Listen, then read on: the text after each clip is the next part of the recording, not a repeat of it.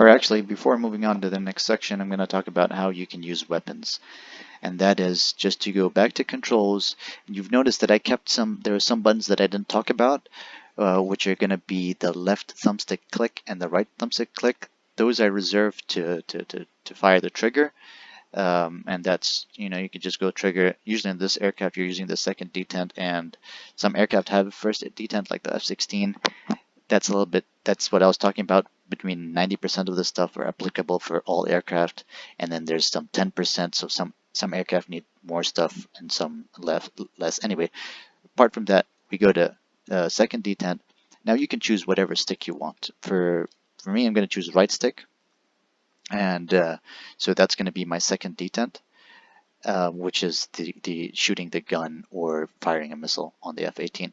Second thing you want to do is you want to go to weapon release, and that's usually right alt space, but I'm just going to type out weapon release, and you want to go to your opposite thumbstick and click on that. It's going to be left thumbstick for me. And then this one's going to be used to drop bombs or selective jets, and for your actually this one doesn't, so you click this button, but anyway, so you're using weapon release button to do that. You have an extra button, which could be the start button.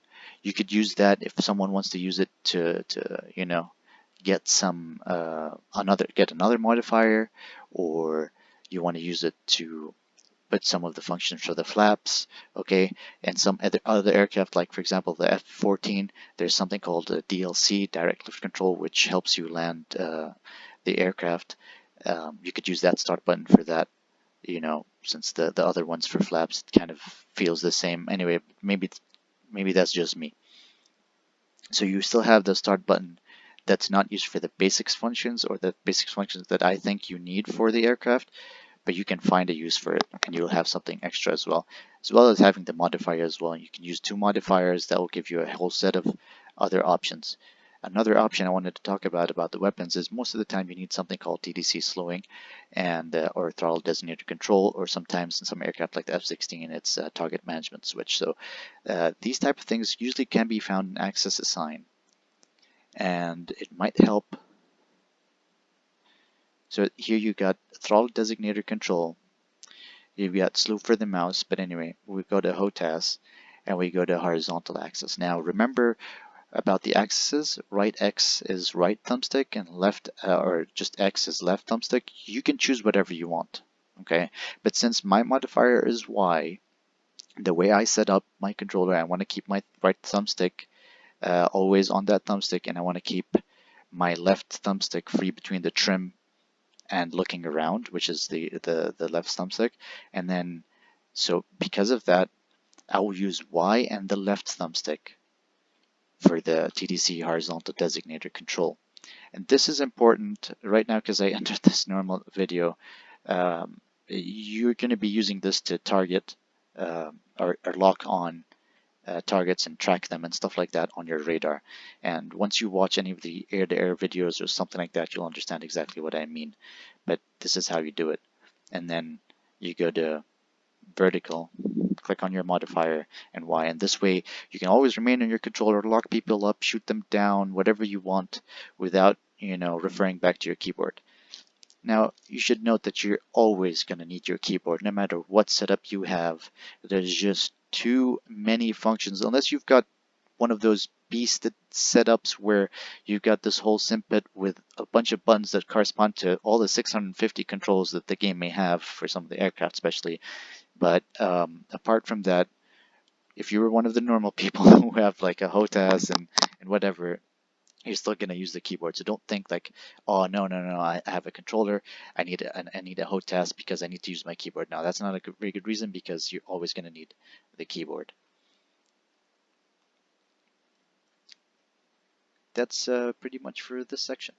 Let's talk about track IR. I'm just going to dive right into it. For head tracking, if you have head tracking, the main difference I'm going to talk about is that you do not need a vertical and horizontal view because you have track IR or any form of head track. You can use the left thumbstick already to throttle designator control without a modifier. You can choose to use the left thumbstick as your thrust, okay, if that's something that you're looking into, but you're gonna have to face that problem with the normal thrust with Joy Z. But I don't know if people prefer that. That's a possibility. You can choose it to whatever you want. Zoom in, zoom out, so you don't have to use your mouse or keyboard to be to zoom.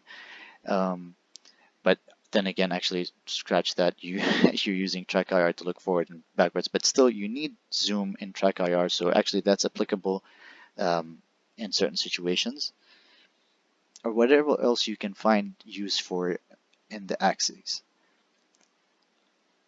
That's pretty much the main difference for track IR. And the next thing I want to talk about is having an elite controller, which also grants you the ability of having better control because you've got the buttons at the back, which correspond to the same buttons on the right side of the controller, like A, B, X, and Y, or button 1, 2, 3, and 4.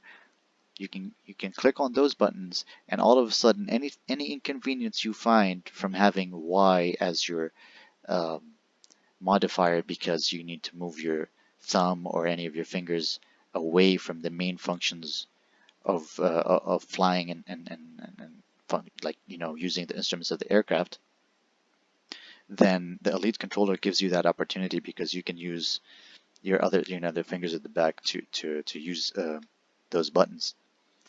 And that's mainly the stuff for the Elite controller. I do recommend that if you've got $100 and you're not just looking into DCS, for example, you're using or looking into getting into Forza, DCS, and a bunch of other games where controllers are much better than keyboards and mouse, then and you only have like $100 lying around and you can't get a HOTAS, which is like 150, and a steering wheel and other stuff, or a very good HOTAS. If you have the option, getting an elite controller is better than a basic controller. I know it costs more, okay, but if you're gonna make use for it, not only in just DCS, it's not a bad investment. You don't have to buy Xbox's modded controllers, or I mean not modded, but like um, with extra buttons and functions type of controller. Maybe you can find something from another manufacturer, but definitely having those stuff gives you a better control over everything. But you're not limited to you're not that limited when you're using a basic controller. That's also very, very good and way better than using a keyboard and mouse.